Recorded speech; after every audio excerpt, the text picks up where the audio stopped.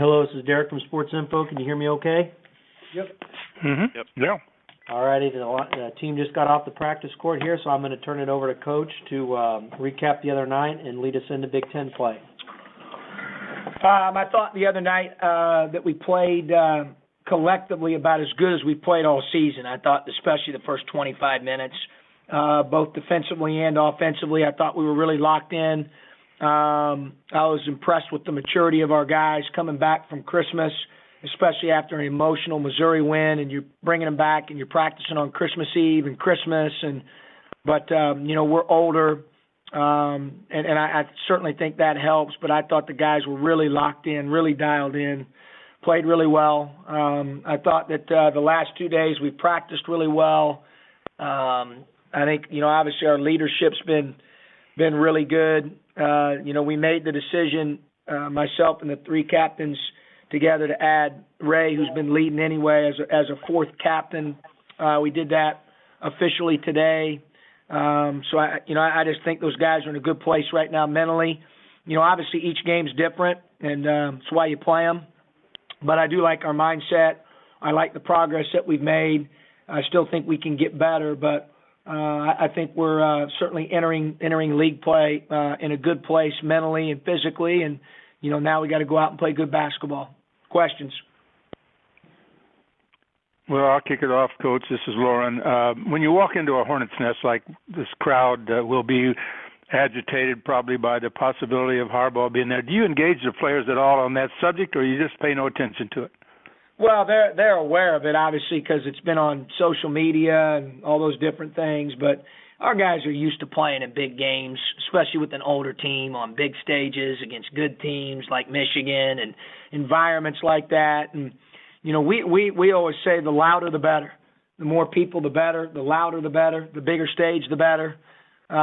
So, we certainly, relish those opportunities and those challenges. And, I think our guys would, if you said to them, would you rather play in front of a packed house that's electric, or would you rather play in front of one that's, half full and not, I think they'd choose the former about every time. So, I don't think for us it changes a whole lot. Do you coach any different away than you do at home? No, I coach the same. Each game, basically, obviously we prepare accordingly as a staff. We put that game plan in and try to execute that game plan. And then obviously each game's different, so you use your instincts and your experiences as a coach. So from that standpoint, I think each game is different. But in terms of road, home, we try to do what we do, and we try to do what we do really well. Hey, John, it's Jeremy. Obviously, this is a much different Michigan team, though those guards are pretty good, but it seems like they've struggled just adapting to new personnel. What have you seen on film? Well, obviously, they're very talented. They're young. They've got a lot of newcomers. They've got certainly some guys that we played against last year in Walton and Levert and Irvin, et cetera, that are terrific players. We certainly have a lot of respect for them. I think they're well coached. And then they got some newcomers that are transitioning in, and that's just kind of who they are right now. But at the end of the day, I think they still have the capability of being very explosive offensively. They've got really good perimeter scores with those three guys I just mentioned earlier. They can make threes. They're good in transition. They run good offense. I always feel like they're really well prepared. So, it'll be a challenge. We know that every single game, we've talked about that heading into season 2. The older guys have echoed it. Every single one of these, all 18 of them, we got to take it one game at a time and approach each game the same way, and understanding that each game is different. And, tomorrow night's 40-minute game against them will be different than any of the 13 that we played. And, if we played them the following night, that game would be different than the game the night before, even though it's the same opponent. You got to play the game that's in front of you. And I think our guys right now understand that probably as much or more than at any time since, we've been here together. John, this is Shannon Ryan.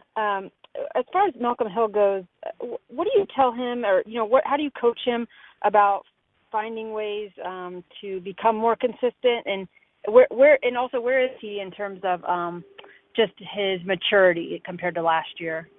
Well, he's much more mature than last year. I still think, he has growth there, but certainly all of our guys do. From an offensive standpoint, I think he's been extremely consistent. Defensively is where, I'd like to get him a little bit more consistent, and he knows that. He obviously sees his grade out, watches his clips, and, he's working very hard to be as consistent on that end as he is the offensive end. Hey, John, it's Marcus. The other night you got some good minutes from Mav and saw some things from him that you liked. Is it just a matter of consistency with him, or is it still some things he needs to develop? Well, I think Mav's pretty good when he has fight in the dog. You got to have fight in the dog. I didn't think he did early the other night, and then I thought he fought harder late after he and I had a couple friendly discussions, and then he kind of turned it on late and did some things I thought that were really good, and he's got to be more consistent with those things.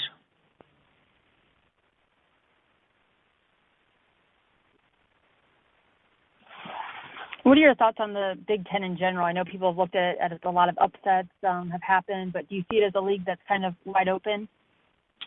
Well, obviously I see the scores, but I haven't watched hardly any of the other teams play because you're so focused on getting better yourself primarily, and then the opponent that you have next.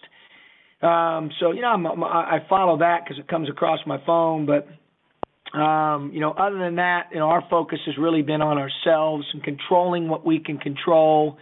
I do think, I even thought the beginning of the year before non-conference play started that there's a lot of parity and a lot of teams that want the same thing.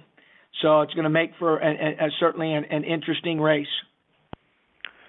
Hey, John, Ray obviously has been playing so well. He had a great non-conference last year. What is it about his game that you think that'll carry over even more so into conference play this year? More depth and more gifted personnel offensively around him, I think, will help. I also think he's grown up and matured and understands how to handle both adversity and success better. So I think the combination of those things, experience level, he's older, kind of been through the wars. I think all those things combined and kind of put into, a melting pot, and then you stir that up, I think, put him in a position where he's been really consistent, really at both ends of the floor. And I certainly anticipate him being that in Big Ten play as well. He knows, familiarity breeds contempt. I mean, he understands, what this is going to be about. He's went through it once before. He gets it. I think his focus right now more than anything else is just on helping others play well. He and I have talked about that, being a giver and focused on putting our team in position to be competitive and have a chance and an opportunity to win basketball games. So, I like where his mindset is right now. Thanks. Where would you rank Ray in terms of players that you've had in terms of this probably isn't a real term, but like a reliability factor, a guy you can depend on late in the game or just kind of help your team when they need an extra spark? Well, he's up there because the thing that's unique about him, Shannon, is that he affects both ends of the floor equally well. And then on top of that, for his position, he also rebounds it well. So he's affecting your rebounding, he's affecting your defense, and he's affecting the offensive end all at a really high level. And that's pretty rare. I think for him, the big challenge, as we've talked in the past, is mindset. And I think a big reason right now why he's played so consistently through the 13 games is because he's had the right mindset. We've got to continue to work with him, to encourage him to continue to have that mindset, here during season 2.